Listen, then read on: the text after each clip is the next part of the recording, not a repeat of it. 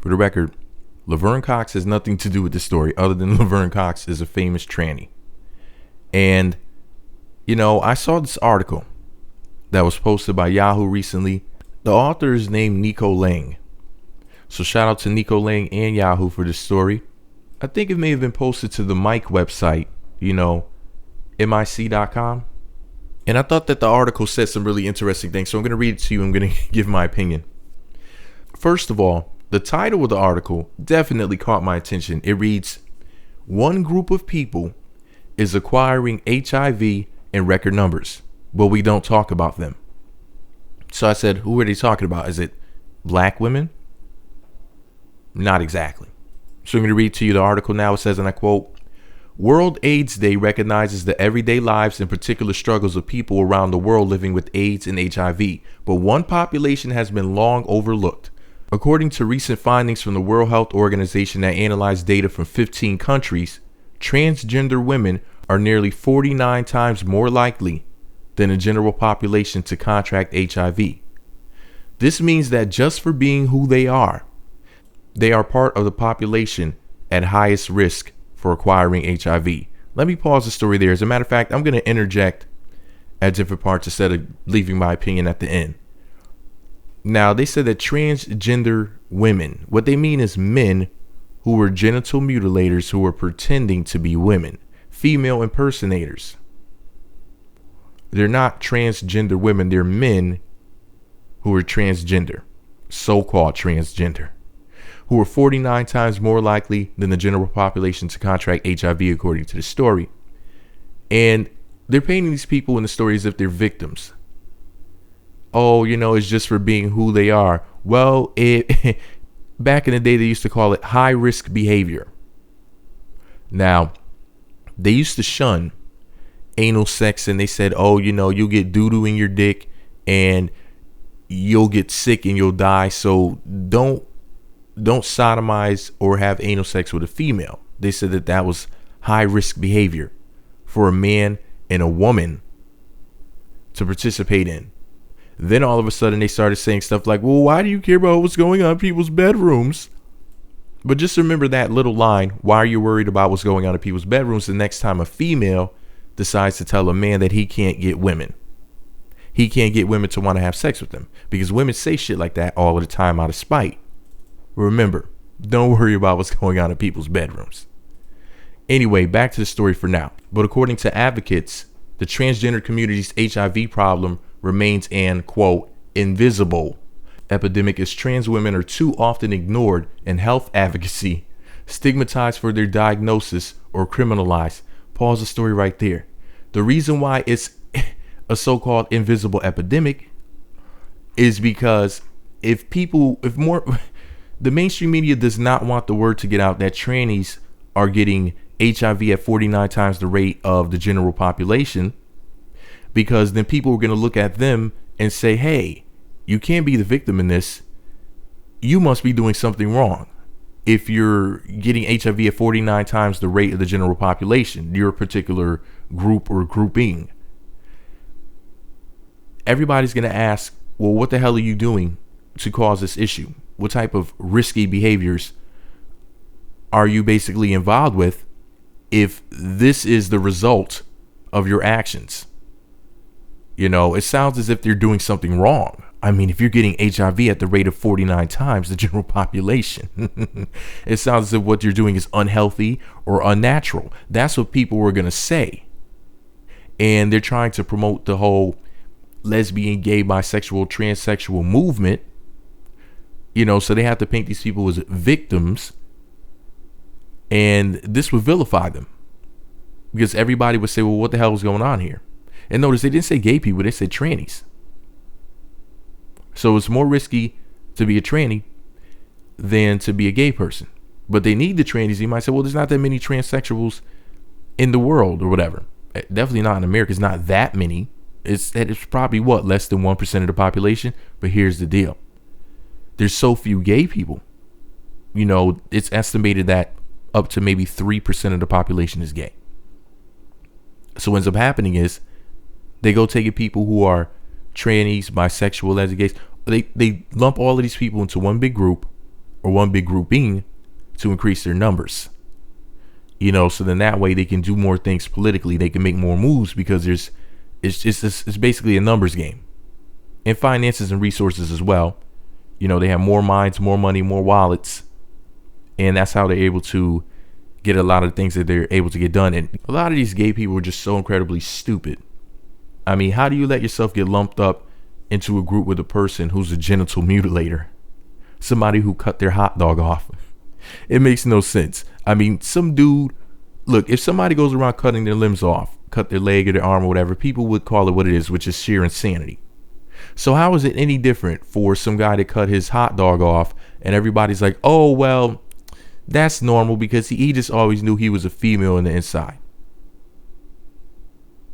Okay, so if he's a female and these are transgender women, then add their 49 times higher instances of HIV to the female statistics then. And when they commit crimes, add that to the female statistics then and whatnot, since they're female, according to you. But like I know, you're lying. If you have to go through all of that trouble having to go through all this surgery to get your Adam's apple shaved down and take hormone pills and cut your hot dog off and whatnot and cut the beans off, yeah, you're not a woman. You're just a man pretending to be a woman. You don't have a uterus. You don't menstruate. You cannot give birth to a child. You call yourself a woman without the womb. One man womb man, a man with the womb. You don't have one. So there you go. Anyway, back to this ridiculous article. It goes on to say Mike spoke. Now, Mike is, of course, the publication that I guess this was originally posted to. Mike spoke to the Human Rights Campaign's Noel Gordon, a senior specialist for HIV prevention and health equity, who argued that transgendered women, quote, find themselves at the eye of a perfect storm when it comes to contracting HIV. Quote, a number of factors are largely out of their control and push them into situations where they're more likely to encounter HIV and less likely to be able to treat it, Gordon told Mike. These factors include transphobia and poverty, as trans people are nearly 4 times more likely to earn less than $10,000 a year. I pause this story. I never heard no shit like this. Wait, let me read that. Let me digest that. Transphobia and poverty, as trans people are nearly 4 times more likely to earn less than $10,000 a year. How do they even survive on less than $10,000 a year? I mean, this is just an amazing story. I mean, you can get all of that surgery. Who's paying for it if you're living on less than $10,000 a year? And a phobia is a fear, and I never met anybody that was scared of transsexuals. But it would make sense if you were scared of transsexuals, because transsexuals are genital mutilators, and it would make perfect sense to be scared of somebody who would cut their own genitals off. They might not be wrapped too tight. And I'm not saying this to be mean. I'm just being honest with you. That's a mental health issue if you're willing to cut your genitals off. Something's wrong.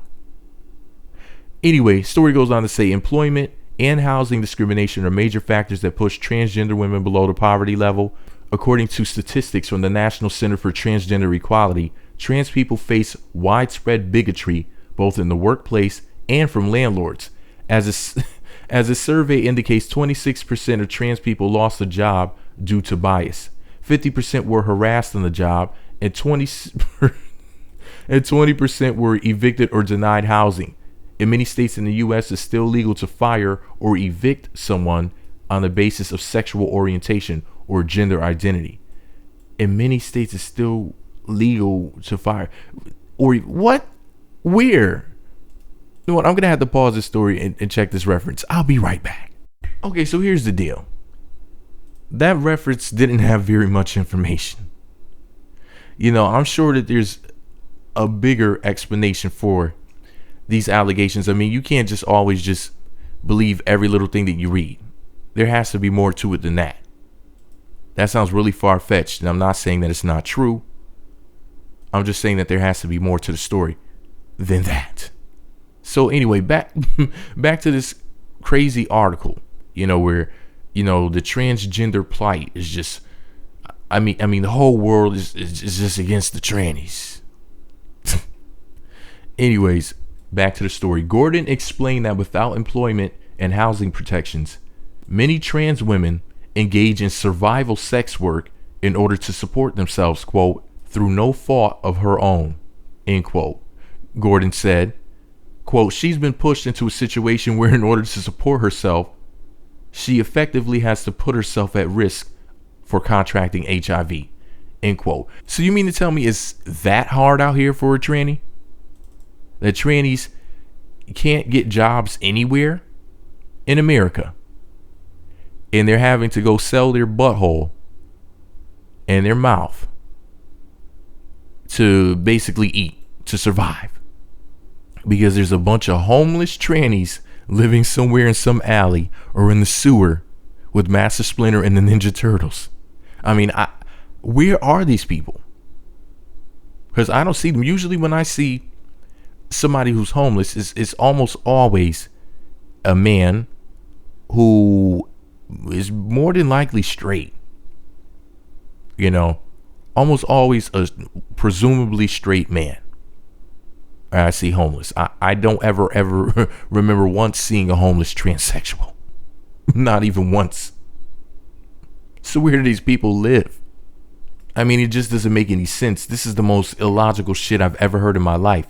The reason why transsexuals have such a high case of HIV is not because they're out there doing things that they should not be doing. It isn't their fault. It's because America is just so goddamn transphobic that we're not giving them jobs or any place to live. Because America just hates transsexuals that much. Anyway, the article goes on and on and on with this propaganda.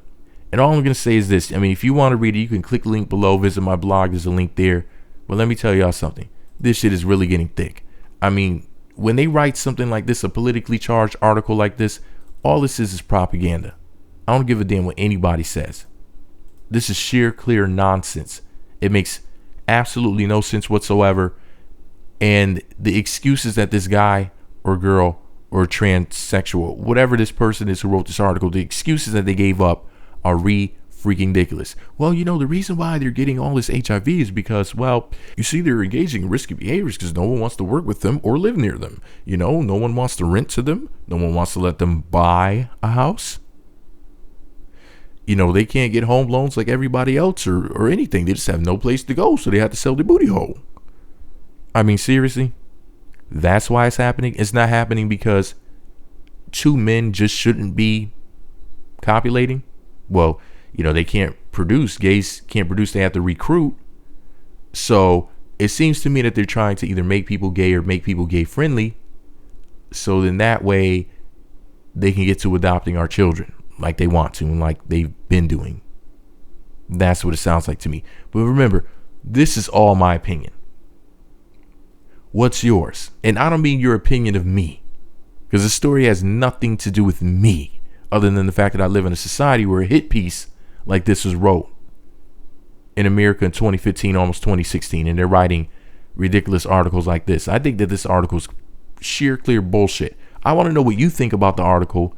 I don't give a damn what you think about me, you know, because I know a lot of people are going to leave stupid comments mad at what I said in this video, but that's your problem, not mine. You will be blocked. This video is about the article. Let me know what you think about the article below. Be sure to subscribe to the Meat Magazine YouTube channels. Visit meatmagazine.blogspot.com for more ad hominem attacks, crap talk, and whatnot will get you blocked. But, you know, comment at your own risk. Meat Magazine.